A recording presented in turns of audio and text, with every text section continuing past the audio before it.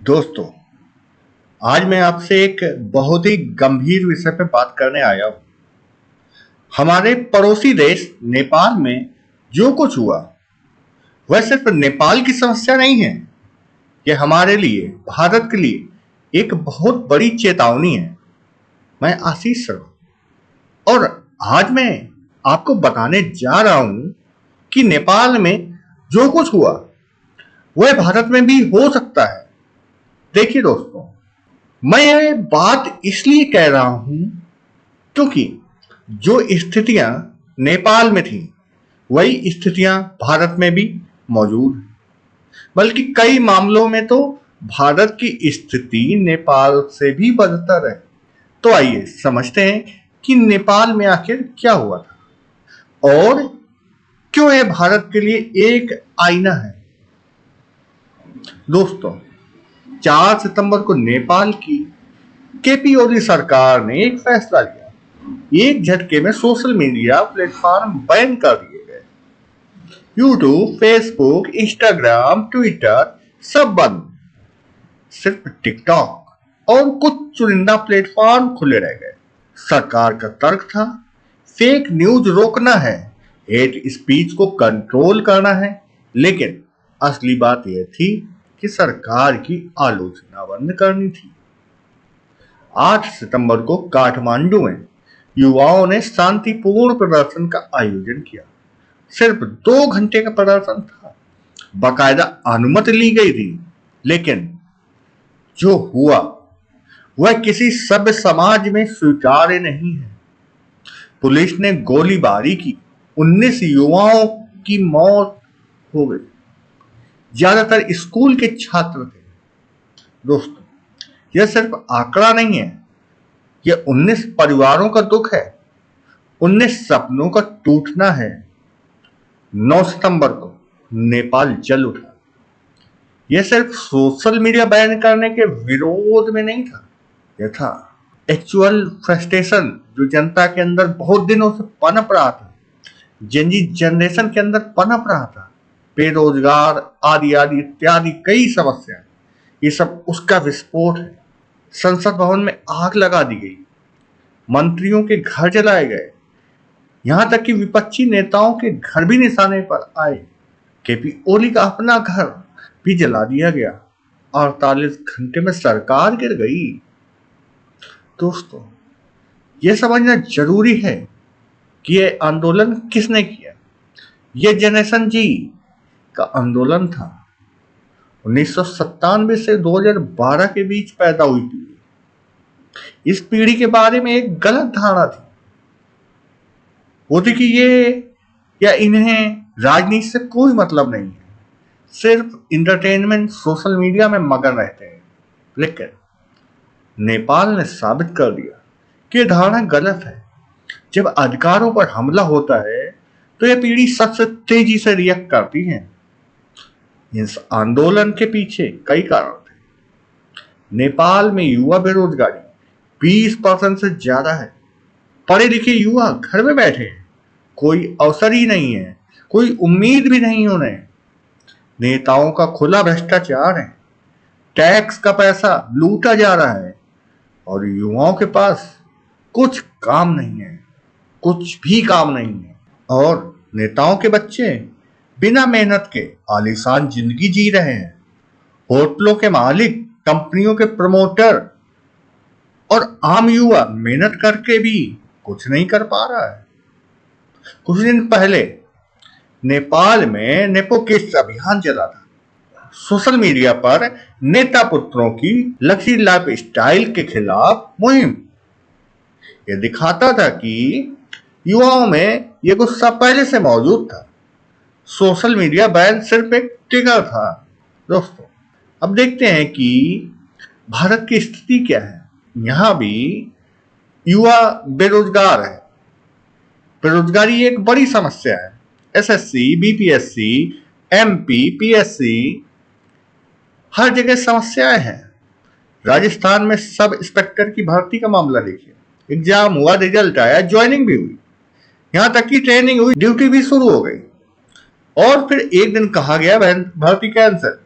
ये सिर्फ प्रशासनिक गलती नहीं है, ये युवाओं के सपनों के साथ खिलवाड़ है। हर राज्य में हर प्रतियोगी परीक्षाओं में पेपर लीक की समस्या है। ये दिखाता है कि सिस्टम कितना करप्ट है। भारत में भी नेता पुत्रों का राज है। अमित शाह के बेटे जयशाह को देखिए, बिना किसी खास योग्यता के बीसीसीआई में सेक्रेटरी बने हैं, अब आईसीसी के चेयरमैन हैं। राहुल गांधी, तेजस्वी यादव, अखिलेश यादव, सभी पारिवारिक राजनीति के नतीजे हैं। हाल ही में खबर आई कि नितिन गडकरी के बेटों ने एथनॉल के कारोबार में करोड़ों कमाए हैं। भाई 3 सालों में अरबों की संपत्ति हो गई उनके पास। हर महीने यहाँ रेल एक्सीडेंट होते रहते हैं। कवच सिस्टम लगाया गया, नई तकनीक लाए, लेकिन दुर्घटनाएं रुकती नहीं है। सवाल यह है कि टैक्स का पैसा कहां जा रहा है? एयरपोर्ट की छतें गिर रही हैं, सड़कें धंस रही हैं, पुल टूट रहे हैं। इतना टैक्स लेने के बाद भी यह हाल है। दोस्तों, यह सवाल जरूर आता है कि भारत में अभी तक नेपाल जैसा विस्फोट क्यों नहीं हुआ। इसका एक बहुत बड़ा कारण है अंधभक्ति का प्रोटेक्टिव शील्ड। भारत में एक बड़ा वर्ग है जो सरकार की हर गलती को जस्टिफाई करता है, जो भ्रष्टाचार को भी विकास बताता है।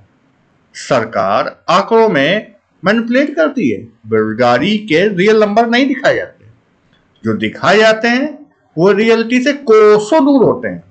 और एक बड़ा वर्ग इन फेक नंबर्स को सच मान लेता है। भारत में मीडिया का एक बड़ा हिस्सा सरकार के साथ कंप्रोमाइज में है।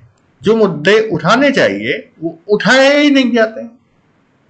अगर मीडिया सच्चाई दिखाना शुरू कर दे तो स्थिति बहुत जल्दी नेपाल जैसी ही हो सकती है। यह एक अजीब फिनोमिना है। जब नेता का बेटा सक्सेसफुल होता है तो उसके सपोर्टर खुश हो जाते हैं, लगता है कि उनका ही भला हो गया है।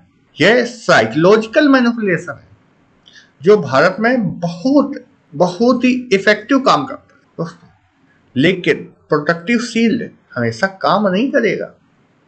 एसएससी के कैंडिडेट दिल्ली में धरना दे रहे हैं, राजस्थान के एसआई कैंडिडेट आंदोलन कर रहे हैं, बीपीएससी के एस्पिरेंट्स परेशान हैं। ये सब संकेत हैं कि गुस्सा बढ़ रहा है। मैं राजस्थान के नेताओं से कहना चाहता हूं, आप समझते हैं कि छात्रों में कोई गुस्सा नहीं है, तो एक बार बिना सिक्योरिटी के उनसे मिलकर देखिए। वे शांत इसलिए हैं कि उनमें संविधान का सम्मान है, देश का सम्मान है। लेकिन यह धैर्य हमेशा नहीं रहेगा। यह सिचुएशन एक टाइम बम की तरह कहीं कभी न कभी जरूर फट जाएगी। पता नहीं कब फट जाए। कोई एक इंसिडेंट, कोई एक ट्रिगर और भारत में भी वैसा ही विस्फोट हो सकता है जैसा नेपाल में हुआ। दोस्तों, भारत में सिर्फ भ्रष्टाचार नहीं है, भ्रष्टाचार की मूर्ति भी है। प्रधानमंत्री ने खुद 70,000 करोड़ के भ्रष्टाचार का आरोप लगाया था। आज वही व्यक्ति गले लगाया जा रहा है। यह दिखाता है कि भ्रष्टाचार के मामलों में कोई सिद्धांत ही नहीं है। जो पॉलिटिकली कन्विंस लगता है वही किया जाता है। ऐसे में युवाओं से कैसे उम्मीद की जा सकती है कि वे सिस्टम पर भरोसा करें, जब न्याय व्यवस्था में भी पॉलिटिकल कंसिडरेशन हावी हो जाती है तो लोगों का भरोसा उठ जाता है। यही वह बिंदु है जहां से वायलेंट प्रोटेस्ट शुरू होता है। सरकारी नौकरियों की प्रक्रिया को ट्रांसपेरेंट और करप्शन फ्री बनाना होगा। पेपर लीक की घटनाओं को जड़ से हटाना होगा।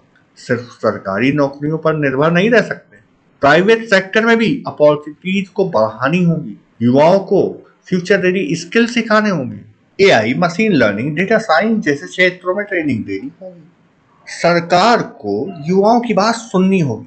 मन की बात में सिर्फ पीएम की बात नहीं, युवाओं की बात भी होनी चाहिए। ट्विटर पर छोटी छोटी बातों पर ट्वीट करते हैं, लेकिन स्टूडेंट के इश्यूज पर कभी नहीं कुछ कहते। मीडिया को भी अपनी जिम्मेदारी समझनी होगी। सिर्फ टीआरपी के लिए सेंसेशनलिज्म नहीं, रियल इश्यूज को भी उठाना होगा। युवाओं की समस्याओं को हाईलाइट करना होगा। पहले बांग्लादेश में हुआ, अब नेपाल में। भारत के पड़ोस में अस्थिरता बढ़ रही है दोस्तों। यह भारत के लिए सिक्योरिटी चैलेंज है, लेकिन सिर्फ एक्सटर्नल फैक्टर को ब्लेम करने से काम नहीं चलेगा। बाहरी शक्तियां तभी सक्सेसफुल होती हैं जब इंटरनल कंडीशन उनके फेवरेबल हो या उनके मुताबिक हो। अगर भारत में भी वैसी ही फ्रस्ट्रेशन बढ़ती रही तो यहाँ भी कोई भी इंसिडेंट को ट्रिगर बना सकता है। सबसे अच्छी रक्षा यह है इंटरनल प्रॉब्लम्स को सॉल्व किया जाए, युवाओं को होप दी जाए, अपॉर्चुनिटीज दी जाए, करप्शन को कंट्रोल किया जाए। दोस्तों, अभी भी समय है, अभी भी भारत इन सब समस्याओं का समाधान कर सकता है, लेकिन ये विंडो बहुत तेजी से छोटी होती जा रही है। कुछ क्रिटिकल पॉइंट्स हैं जिन पर इमीडिएट एक्शन लेना जरूरी है, जैसे युवा बेरोजगारी को इमरजेंसी की तरह ट्रीट करना होगा, हाई प्रोफाइल करप्शन केसेस में स्विफ्ट एक्शन लेना होगा, चाहे कोई भी हो, कोई भी पार्टी का हो। एजुकेशन सिस्टम को जॉब मार्केट की तरह रिक्वायरमेंट्स के अनुसार अलाइन करना होगा। अगर अगले 2-3 सालों में इशूज एड्रेस नहीं हुए तो स्थिति बहुत सीरियस हो सकती है। जनरेशन जी की पैशंस कम होती है, वे इंस्टेंट रिजल्ट चाहते हैं। अगर सिस्टम रिस्पॉन्ड नहीं करता तो वे अल्टरनेटिव वे फाइंड करते हैं। यह सिर्फ रूलिंग पार्टी की प्रॉब्लम नहीं है, सभी पॉलिटिकल पार्टीज को इंटरसेप्ट करना होगा। गंदी राजनीति, नेपोटिज्म, करप्शन ये सभी पार्टीज में मौजूद हैं। भारत की पॉलिटिक्स को रिन्यूअल की जरूरत है, फ्रेश नए चेहरे, नए आइडिया की जरूरत है। लेकिन यह तभी होगा जब आम आदमी सशक्त रूप से इसमें हिस्सा ले। सिर्फ कैंपेनिंग करने से काम नहीं चलेगा, ना ही कंप्लेन करने से काम चलेगा। साथ में जुड़ के सबको साथ एक साथ मिल के काम करना होगा। पारदर्शिता बढ़ानी होगी, कैंपेनिंग फाइनेंसिंग को रेगुलेट करना होगा। आंकड़ों की बात करें तो नेपाल में पॉपुलेशन 3 करोड़ है लगभग, वहां पे इंटरनेट यूजर 90% है और जो यूथ अनएम्प्लॉयमेंट रेशियो है वो 20% है, जबकि social media usage very high है। वहीं भारत की बात करें तो यहाँ की पॉपुलेशन 140 करोड़ है और उसके बावजूद यहाँ पे इंटरनेट यूजर 70% है। अनएम्प्लॉयमेंट या की बात करें तो ऑफिशियल डेटा तो और एक्चुअल डेटा में बहुत ही फर्क, एक्चुअल डेटा उपलब्ध ही नहीं हो पा रहा है। सोशल मीडिया में यहाँ की भागीदारी बहुत बढ़ती जा रही है। दोनों कंट्रीज में सिमिलरिटीज बहुत चौंकाने वाली हैं। रोजगार जो है बहुत लिमिटेड है, करप्शन गवर्नमेंट के सिस्टम में घुसा हुआ है। Social media primary communication tool बन गया है एक तरीके से। दोस्तों, मैं आपसे यह नहीं कह रहा हूं कि भारत में भी जरूर वैसा ही होगा जैसा नेपाल में हो, लेकिन पॉसिबिलिटीज को इग्नोर नहीं कर सकते। इसलिए हमें सिखाती है कि जब लोगों का धैर्य खत्म हो जाता है तो बहुत ड्रामेटिक चेंजेस होते हैं। सबसे अच्छा यह होगा कि हम पीसफुल सोल्यूशन फाइंड करें। वायलेशन किसी के लिए भी अच्छा नहीं होता है, लेकिन पीसफुल सोल्यूशन तभी पॉसिबल है जब हम government, opposition, civil society, media सब अपनी जिम्मेदारी समझें। मुझे भारत में अभी भी होप दिखती है। यहाँ अभी भी लोग डेमोक्रेसी में बिलीव करते हैं, लेकिन यह होप तभी बना रहेगा जब सिस्टम डिलीवर करे। मैं सभी पॉलिटिकल लीडर से अपील करता हूँ कि युवाओं की बात सुनिए, उनकी फ्रस्ट्रेशन को समझिए। मैं मीडिया से अपील करता हूं, अपनी जिम्मेदारी समझिए, रियल इशू को कवर करिए और मैं सभी सिटीजन से कहता हूं एक्टिवली पार्टिसिपेट करिए। डेमोक्रेसी में आपकी भागीदारी जरूरी है। भारत एक महान देश है, हमारे पास डेमोक्रेसी की मजबूत जड़ें हैं, डाइवर्सिटी है। अगर हम सही समय पर सही डिसीजन लें तो हम नेपाल जैसी सिचुएशन से बच सकते हैं, लेकिन इसके लिए हम सबको मिलकर काम करना होगा। दोस्तों, मैं आपसे ड्रामेटिक सब्सक्रिप्शन अपील नहीं करूंगा, ये टॉपिक बहुत सीरियस है। बस मैं इतना कहूंगा, अगर आपको लगता है कि डिस्कशन जरूरी है तो इसे अपने साथियों के साथ शेयर करिए। कमेंट में बताइए आपको क्या लगता है, भारत में नेपाल जैसी सिचुएशन हो सकती है? यूथ अनएम्प्लॉयमेंट और करप्शन के लिए क्या सोल्यूशन हो सकते हैं? मीडिया और सिटीजन्स की क्या जिम्मेदारी है? अगली बार हम डिटेल में डिस्कस करेंगे भारत के कौन कौन से राज्यों में ये समस्या या ज्यादा रिस्क है और क्या वहां के लिए मेजर इशू क्या है, वहां क्या किया जा सकता है। तब तक के लिए इन सब बातों पर विचार करिए। याद रखिए, डेमोक्रेसी में विजिलेंस सबसे जरूरी है। कंप्लेन करने से बचना होगा, नेपाल का एपिसोड हमारे लिए एक वेकअप कॉल है। इसे बहुत ही सीरियसली लेना होगा। धन्यवाद दोस्तों, फिर मिलेंगे एक नए विषय के साथ।